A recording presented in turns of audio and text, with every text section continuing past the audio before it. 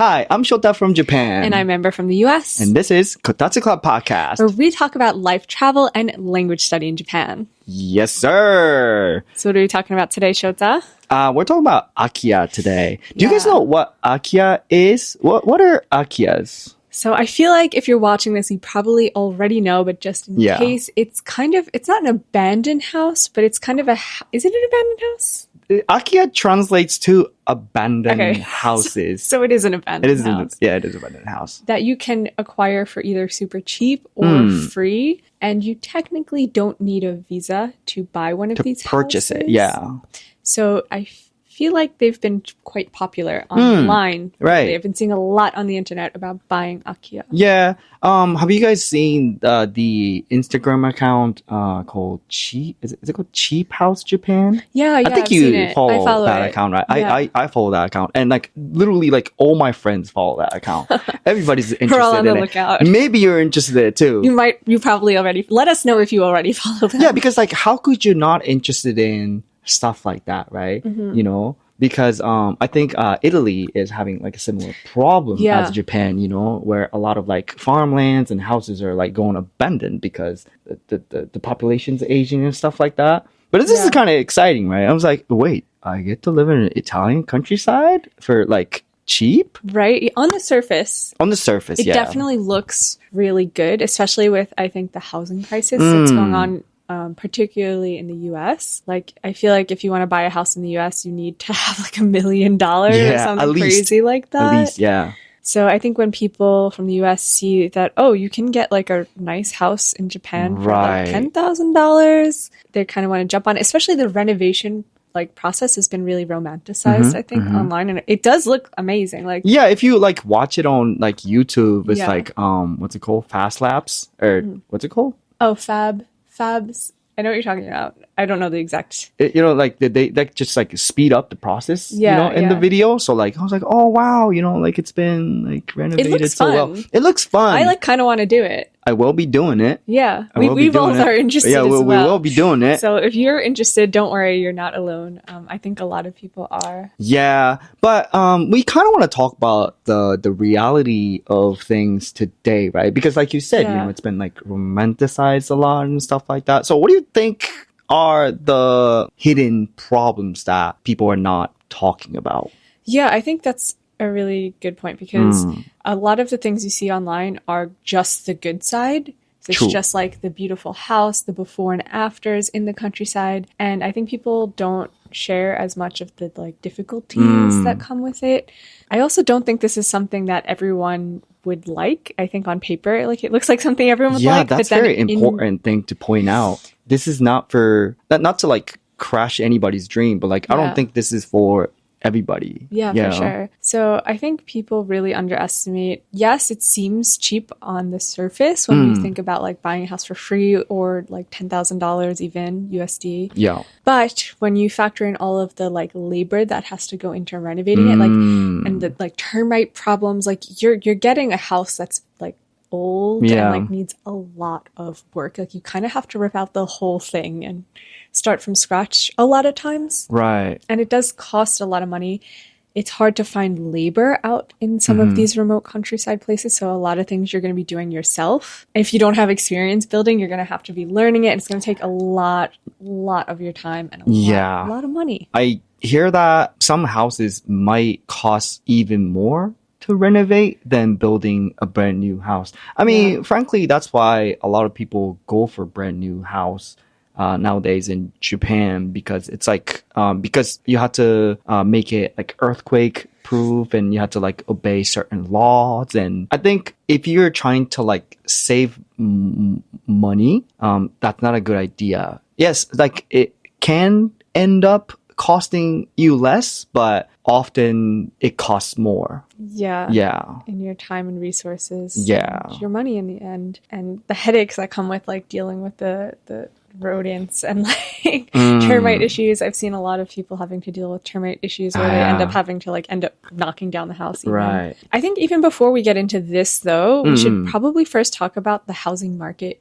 as a whole in Japan. True. Because it's very different in the US. In the US, it's kind of seen as an investment. When you buy property. But it's not seen like that in Japan, right? No, because what's the word for it? The price doesn't really like increase over time. Over time, it actually decreases over time, especially in the countryside. I think the only exceptions are like in the cities and like city preppers. So like if you have a house or property in like central Tokyo, like prepper Tokyo, then yes, you know, the price increases over time, but that's not the case for, I would say, like most of Japan. Yeah, I think most of Japan. So yeah, you might be thinking, okay, great, it's going to take a lot of time and a lot of money. And it still seems like a fun building project. Yeah. And it's still, in the end, is going to be cheaper than maybe an American house.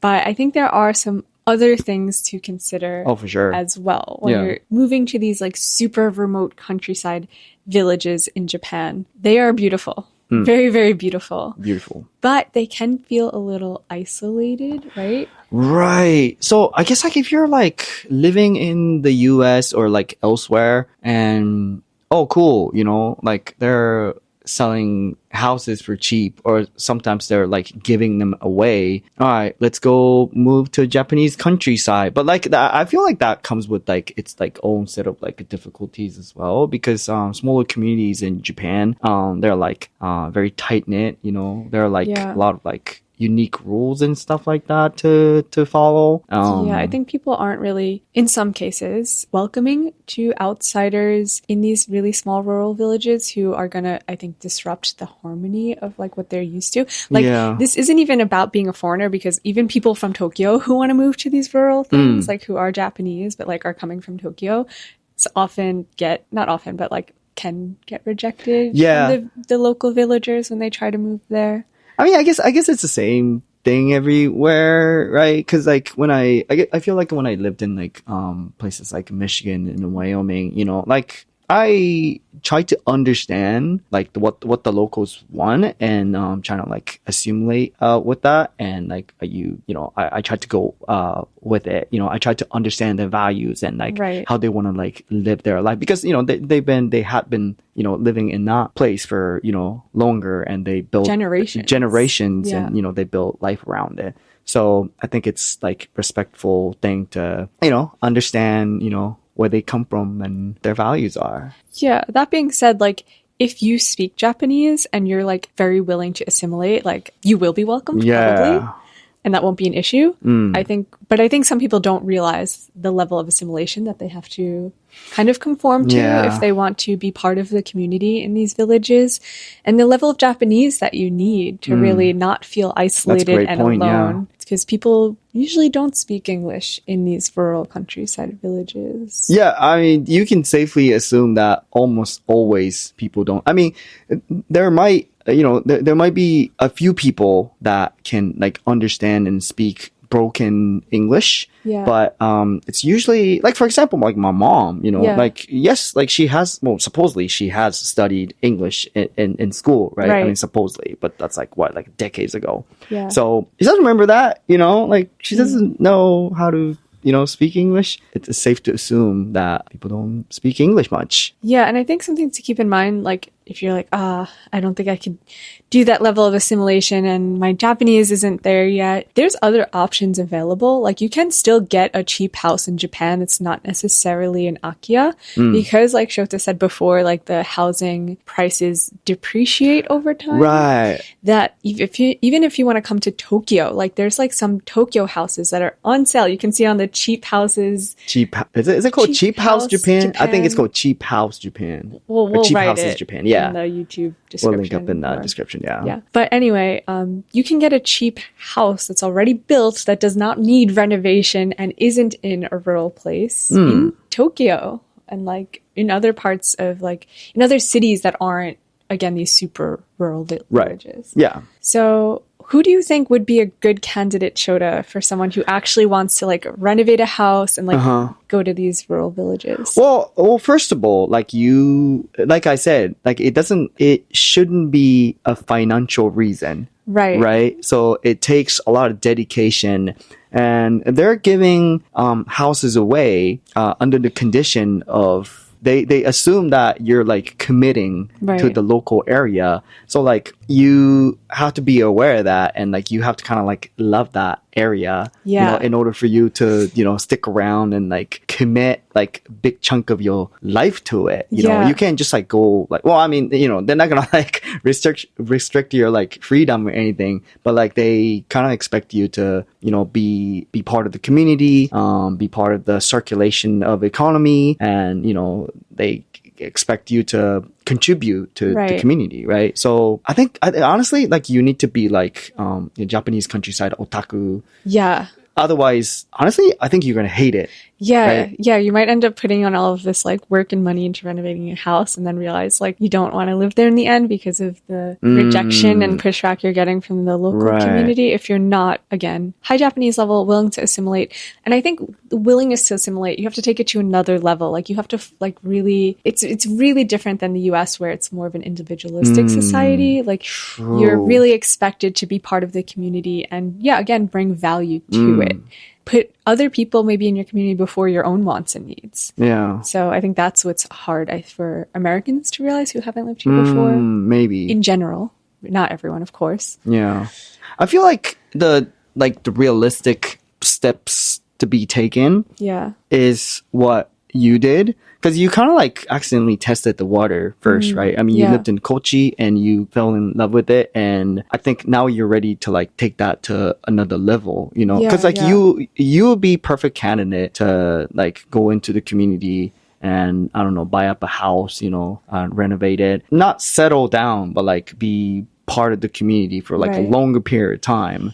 I think that might be like a good move for you to just like try Japanese countryside first, get an English teaching job or something like that. Yeah. And maybe like spend extended period of time, kind of like what you did. Realize, oh wow, like this is like my kind of community. Then you should kind of like start financially invest in it. Yeah, no, I do think you need to kind of love the place that you are going to move before, kind of fall in love with it first and then commit to it, kind of like dating. Yeah, I know. Like that's a good question, because how would you know if you hadn't lived in that place? Yeah, you literally can't know.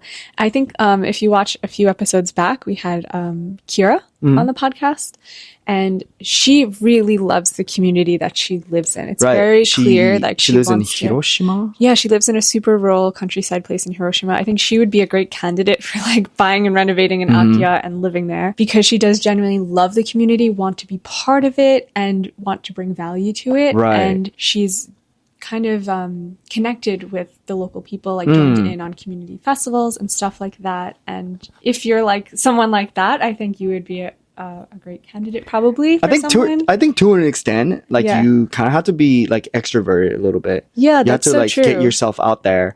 The cities are great for introverts because you can kind of like reserve to yourself, but like you can still like have like fulfilled life in the city. Nobody's gonna like bother you. But I feel like in the countryside, unless you open the door and like go outside, like nothing's gonna happen. And like, because the amount of services available is limited, right? So you can't just like Uber Eats your food and like go to like conveni stuff like that. So if you expect that level of convenience in the countryside, well, I mean, you can't just say countryside because, there are like regional cities, which are almost as convenient as, living in Tokyo. Whereas, this like town I'm trying to move to, this only like 5,000 people. Yeah, we're going to have to make an episode about There's a family mart though. Oh, okay. So, but anyways, but I mean, yes, you have to own a car. Right. Or, like you have to go to like a community. Is not easy in Japan. I still have not done it because if you're from Ohio, from Ohio, so jealous of Ohioans. I know. But anyways, so I think that's the kind of quality it takes for you to be like successfully like living in the countryside. And again, we don't want to discourage anyone. I think no. We just wanted to talk about more of the reality and the other side of buying an Akiya and renting it. But at the same time, like we don't want you to be like unhappy in the countryside, right? Yeah, because I have heard horror stories of people who Me too.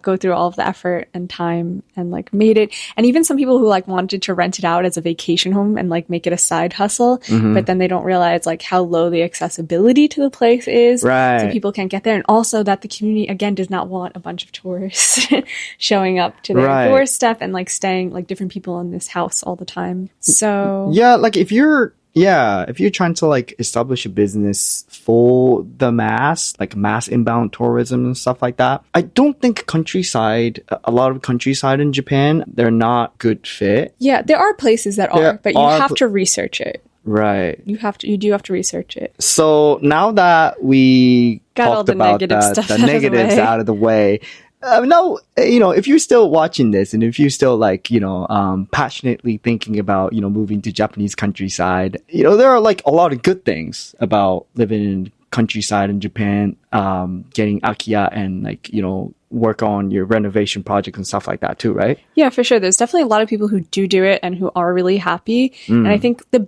biggest thing to avoid like all of the stuff we just talked about is to really research and find a village that matches you perfectly. Right. Yeah. Japan is a big country, relatively speaking. There are a lot of municipalities, and almost with no exception, they're always looking for people to recruit to live in their village because, obviously the birth rate and population is declining. But different municipalities give out different amount of subsidies and different kinds of support. If you have kids, if you have a wife, if you're a visa holder, or if you're just like on, working tourist visa, a lot of factors play into that. So you kind of have to like take all into consideration when you're like doing research and pick a place to live. I think another thing that we forgot to talk about is the visa consideration, because you don't automatically get a visa just for buying a house in Japan. No. You have to figure out the visa thing separately. Right. And I think if you're going to move to a rural countryside place, you're probably going to need to self-sponsor your visa. So maybe like a business visa in which you're going to have to already have a functioning business with proof of like income overseas. Really? Or you can do the startup visa in which like you get 6 months to like start. Is that your what business. Kira did? Yeah. Yeah. So I think she has a business visa, but I think it's more of the startup kind of rules that she's I want to by. talk about like starting your own business in the countryside though. Yeah. So because the market is very small compared to major cities in Japan, it is hard to establish a business. But at the same time, you get like literally no competitors. Right. And these communities are like literally like working, all the business owners are working together to kind of like revitalize their community. So like they're not gonna like getting in your way or anything. Like you're gonna be very welcomed if you're like trying to establish a local business, even if it's like like an ice cream shop or what Kira's doing. She teaches English, or like she builds a community. Yeah, she's doing a cultural thing where she's trying to host people to come there and share their culture with the local community. Also teach English, and then also offer a cultural immersion experience for travelers who want to experience that countryside life. So honestly, reaching out to Kira, who was on our podcast a few days ago, and like going to her place and experiencing it might be a good first step before diving into just moving to the countryside. Maybe, yourself. But anyway, that's another topic. Yeah, so. but opening a business in Japan, if it's going to bring value to the community and something that, again, like you said, even an ice cream shop, like if the people around there don't have an ice cream shop and they want one to go to, like they're going to be so super excited that you're opening an ice cream shop and again, bringing value to that community. So there's a lot of upsides to living in the countryside. I think personally, I would try to choose a village that has one of these revitalizing efforts going on, where there's like a lot of artists coming, like there's governments who are like being intentional about like wanting people to move there, right? And then there's like rural villages with like a lot of old people who like don't really want new stuff there. So I think that's a good. Yeah, no, you definitely want to be like very like strategic with that, because overall, yes, all the municipalities are working on some form of revitalization project to a certain degree, but some municipalities are like self-sustaining enough, or like their economy is like big enough that they're not very aggressive with it. Right. But for example, like this town in Shikoku, I don't mean to talk about Shikoku all the time, but that's what I do. You need to get the word out. I know. Yeah. So this town that I'm trying to move to eventually in Shikoku, called Kamiyama, 5,000 people, right? Wow. And they're very aggressive with it. Yeah. Do you know why? Because if they don't do it, like they're gonna die out, like Right. literally, you know, it'll be like deceased. Yeah, the village will cease to exist. Cease to exist. There you go. Yeah, maybe you might want to consider these like a very small communities because they literally need you. For sure. And if you know how to run a business, or like if you're like willing to establish a business, like they're gonna like get your back kind of thing. So, but it comes with like a different sets of costs. Like maybe like you need a car to get around, or like they're on like a lot of services available, and that's why they want you to open up your ice cream shop, because they don't have an ice cream shop, you know.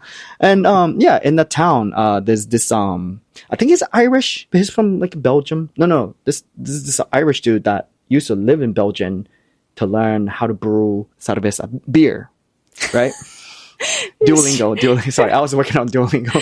Sorry. Anyways, so he opened up a brewery in that town, and everybody goes to his brewery to drink beer, right? Yeah. Because no IPA in the town. Right. So, you know, you could be the guy, you know, you can be, you know, or the woman, right, of the town that, you know, I'm the beer guy, or, you know, I'm the hair salon lady. Something new and exciting that people will get excited about. I think the right mentality to have is like, you know, to be like bigger fish in a smaller pond kind of mentality, you know? So like if you are trying to be more like impactful in the community and like highly engaged in the community, and if that's what you want, I think it's like better suited for you. For sure. Yeah, and I think one other downside that we forgot to mention, that's kind of important there's more. Sorry, I just like randomly thought of this, is the paperwork, and it's all going to be in Japanese, so you might have to hire someone to help you with that, like a lawyer,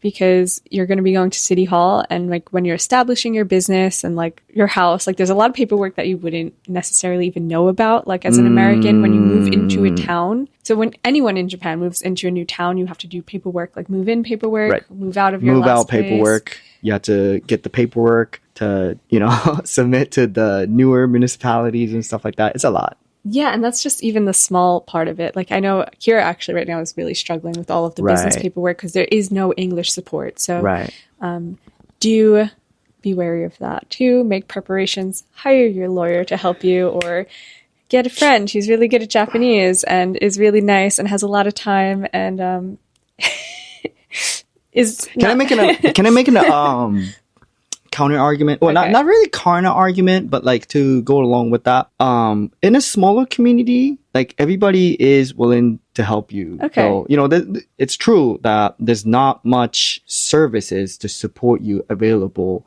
but what they have is they got the time, you know, they can dedicate their time for you because not a lot of people are coming through. True. You know, so they're not like, well, I mean, they can be busy, but like, they're usually like much like slow, you know, with things. So, you know, if you like rock up and, hey, you know, like I want to move here, like what do I got to do? You know, I need to get like all the paperwork's going, you know, like they will be like, they'll help you. They'll help you, like help you, you know? Yeah. So yeah, the communication will be slower because, you know, they don't speak the language and presumably maybe you don't speak Japanese.